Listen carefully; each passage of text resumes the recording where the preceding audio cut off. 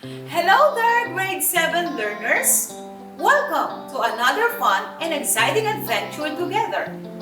Welcome to our English class. This is Mom Norma. In today's video, we will focus on reading strategies. But before we go on with the discussion, let me give you first our objectives. First, identify different reading styles for specific purposes. Second, use appropriate reading styles in various tasks and activities. And the last, demonstrate understanding on the importance of reading styles. Okay? So, for our first activity for today, you will be identifying what reading strategy is used in the given picture. Let me see how much do you know about reading styles. Are you ready? Okay, let's start. So look at the first picture. Okay? So identify what reading style is used. Okay, very good. This is an example of skimming. Let's proceed to the second picture. What about your observation of the second picture? What reading style is used?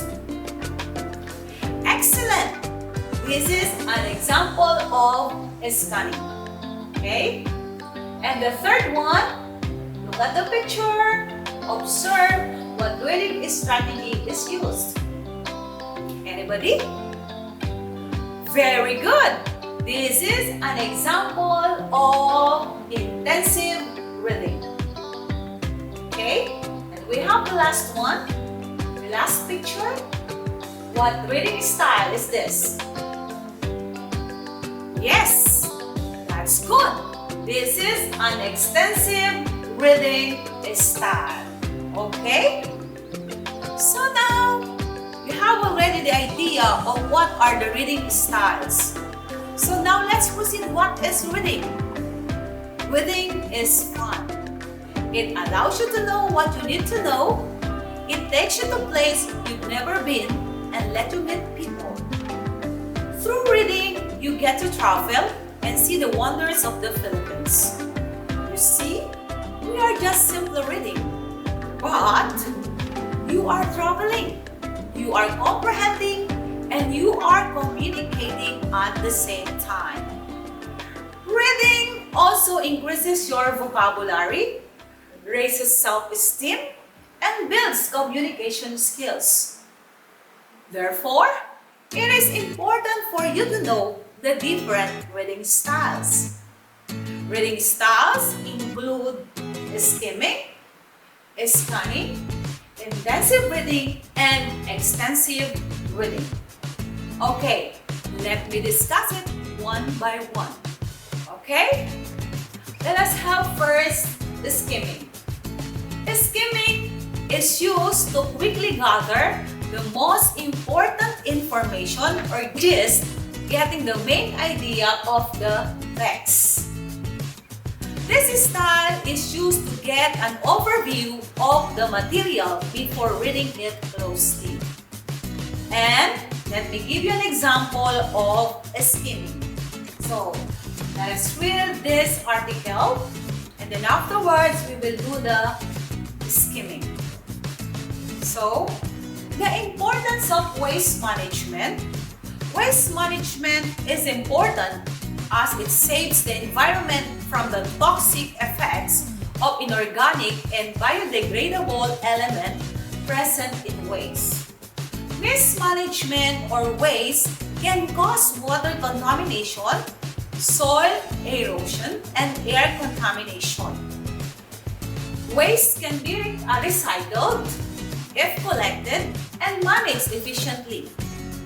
Waste materials such as plastic, glass, and paper can be segregated into different columns in order to process them to make new products which will save the natural resources. Moreover, when this waste is not recycled, it usually ends up in landfills or oceans, posing threat to human health and marine life. In most areas of the world, sewage treatment is not done properly, leading to eutrophication and beach closures. According to World Wildlife Fund, WWF, an estimate of 8 million ton plastic ends up in oceans each year. When we skim a text, we need to read the title because it is where we can easily have an idea of what is the text all about. Next, try to detect the main idea in the introductory paragraph here. Okay? Read the first sentence in each paragraph, but we don't necessarily read the complete sentences and also skip examples and clues. Okay, did you understand what is skimming? Then next, we have scanning. Scanning is used to find particular details of information done by running your eyes over the text while looking for specific information. Okay, not to understand some phrases or words encountered in the text. In scanning, we only look for a particular information, like in this article, for example. We will look for the importance of waste management. We can use some keywords such as saves and then recycled in finding particular or specific details in a text. Okay?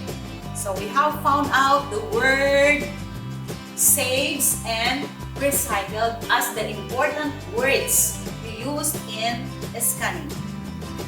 The next is intensive reading. What is intensive reading? Reading in details, closely analyzing of the text, reading the text carefully and deeply. If the first two reading styles are rapid reading, this one is serious. To read intensively is to learn from a chosen reading material. Doing serious reading of books, periodicals, and other library materials for research work or a report is the main concern of this kind of reading. And in reading the text carefully and deeply for full understanding, it is necessary to look for the meaning of word from the dictionary. Examples of intensive reading: reading an article, book, critic, or research work. And the last is extensive reading. This type of reading generally uses reading longer text and entertainment purposes, enhance fluency and speed in reading. Extensive reading, in simple terms, means reading for pleasure and exposure. Extensive reading is to go on reading as much as you can. You just absorb the content and start specifically studying a text to gain knowledge. Extensive reading requires fewer effort, it is not forced, and it is done to enjoy. Examples: reading a short story, reading an online series. Okay? Did you understand the different styles of reading? Any question? Okay, none. So, are you ready now for the practice? Okay, let's have now the practice. This is an example of extensive reading practice. Okay, let me read to you the story entitled The Stranger by Ismail Malyari. This tells the story of a boy who accepted someone as his friend. It happened in the Philippines. There's a new boy named David in his school. People, including his classmates, often think harshly of him, saying he is a teacher's pet or a bootlicker. He sits next to an acacia tree, watching his classmates play with each other. One day, he brought a new package to his classmates in school. The package contained a puto seco that was made by his grandma. His classmates eventually accepted him. They went swimming in the river one day, and one of his classmates named Pendong, who is an excellent swimmer, swam to fear and his life is severely in danger. David saw Pendong struggling and never hesitated to save his life. After that, people regarded David a hero and accepted him positively. Did you understand the story? Okay, so very good. Okay, now are you ready to answer the following questions? So just choose the correct answer. Okay, number 1. Which among the statements relates about the conflict in the story? Will you answer? Number 1. Is that A, the narrator and his classmates did not like the new boy? B, the new boy did not like his classmates? C, the classmates of the narrator did not like him? Or letter D, the narrator did not like his classmates? What is the correct answer? Okay, very good. Letter A is the correct answer. The narrator and his classmates did not like the new boy. Okay, number 2. Why do David's classmates dislike him? A, David is a bad boy. B, David is a show-off to their teachers. C, David's classmates don't like strangers. D, David is different from them.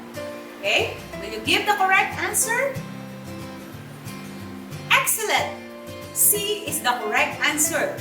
David's classmates do not like strangers. Okay, let's proceed to number 3. How did the stranger win the narrator's friendship? A, he gave gifts to the narrator and his classmates. B, he taught the narrator and his classmates how to swim. And letter C, he gave them a handful of puto seco. And letter D, he befriended the narrator and his classmates. Okay, will you answer number 3? Yes, that is letter C. He gave them a handful of puto seco. Okay, then number 4.